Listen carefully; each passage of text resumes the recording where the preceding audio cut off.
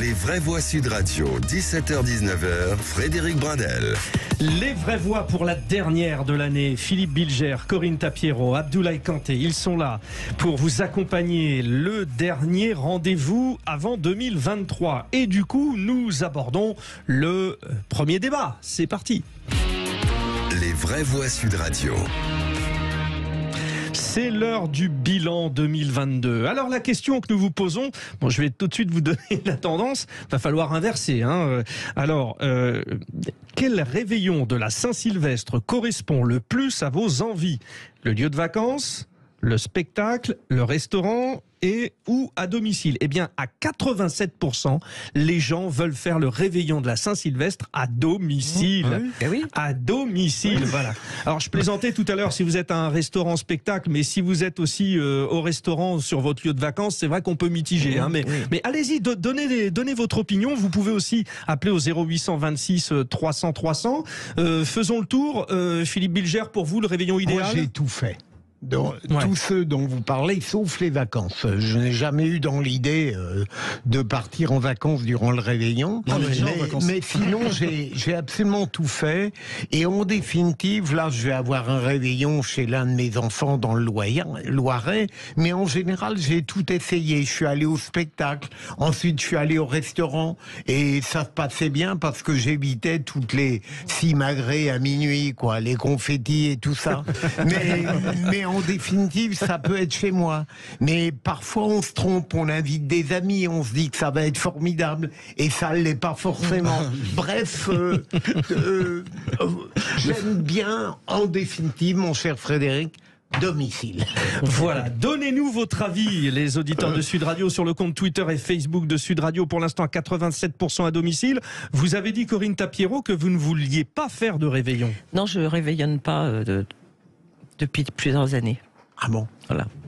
Ça veut dire que vous attendez minuit, Corinne? Non, je n'attends même pas minuit. Ah, c'est vrai, vous vous couchez avant minuit? Non, mais si j'ai besoin de dormir, je me couche. Si j'ai pas besoin de dormir, je me couche pas.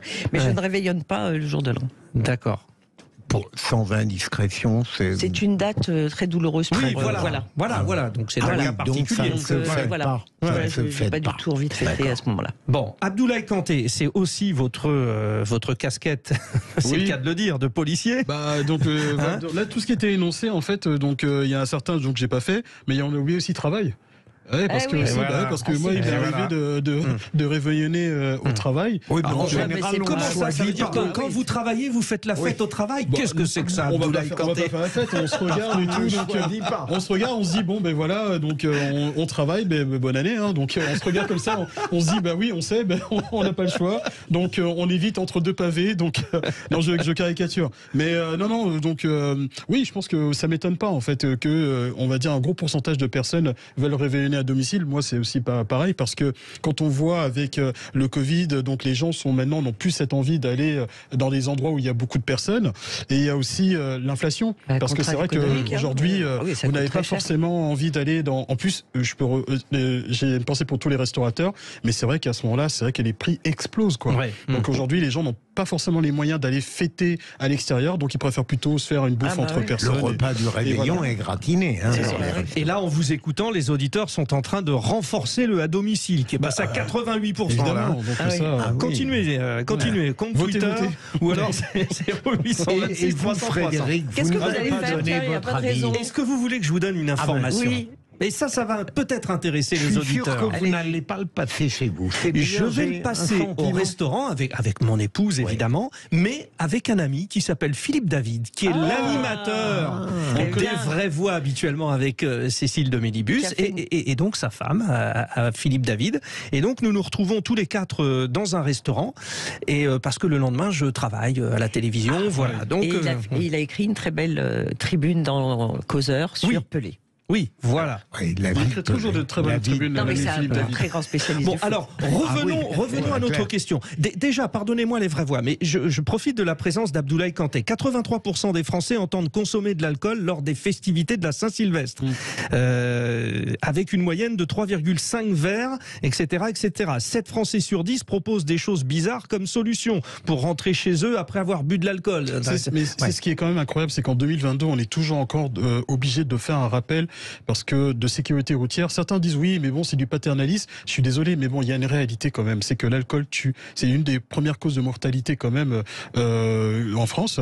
Donc encore une fois, c'est que quand j'ai vu ce sondage, c'est vrai que je me suis dit, mais c'est typiquement français. On veut toujours essayer de ruser, de filouter pour rentrer chez soi. Mais voilà, encore une fois, quand on est alcoolisé, on ne prend pas le volant. Soit on reste à domicile, soit on prend les transports en commun, ou soit on se fait raccompagner par quelqu'un qui n'a pas consommé de l'alcool. La vie est bien plus précieuse que de la perdre bêtement à cause d'un verre. Alors, moi, par rapport à ça, pardonnez-moi, mais j'espérais que Philippe David me ramène justement le soir du réveillon, mais c'est pas possible, donc je vais être obligé de le ramener. C'est moi qui... puis, vous ne pouvez pas faire le système, c'est scandinave. Ce qu'on fait en France, il y en a un qui boit pas. Ouais, le chef de... C'est le SAM. J'ai décidé, ça sera Philippe David qui ne boira pas. D'ailleurs, il n'est pas au courant. Mais décidez-vous vite.